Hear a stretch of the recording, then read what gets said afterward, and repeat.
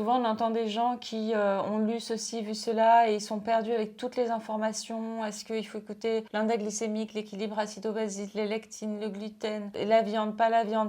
C'est pas simple pour eux. Non, c'est pas simple, on entend beaucoup de choses et donc ici, l'idée c'est de clarifier beaucoup de mythes. D'ailleurs pour ça que je t'ai demandé d'intervenir dans la formation, c'est pour un peu débunker tous ces mythes en nutrition, parce qu'on entend souvent le tout et son contraire. Et donc c'est d'essayer d'entendre les discours, d'où ils viennent, pourquoi ils viennent, à travers quel prisme ils ont été édictés, parce que parfois il y a des vérités qui se confrontent et qui sont vraies d'une part et de l'autre. Donc c'est d'essayer de laisser décanter tout ça et de raisonner, de retrouver du bon sens dans l'assiette et surtout de retrouver une place dans la cuisine, de réapprendre des bases. Des bases ne veut pas dire devoir cuisiner un menu, 3 services, etc. Ce sont des bases très simples que je veux réimplémenter dans la cuisine.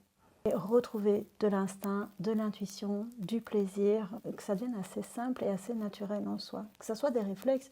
Quand tu vois, tu as des réflexes, bon, on va mettre le sel et le poivre sur la table. Je prends un simple exemple. Mais si tu te dis, je vais mettre le moulin à lin et les algues sur la table, donc tu vas être dans quelque chose de très simple, tu as juste switché en fait, tu as changé de réflexe. Ça n'a pas pris plus de temps, c'est différent. Mais si tu sais pourquoi tu le fais et que tu le fais intelligemment et que tu le fais en connaissance de cause, bon déjà, quand on sait pourquoi on fait les choses, on a plus envie de les faire, ça c'est certain. Et quand on trouve l'aspect pratique, pratico-pratique, très simple, de se dire, oui, en fait, c'était tellement évident, voilà, ça devient un réflexe et ça ne devient plus un effort.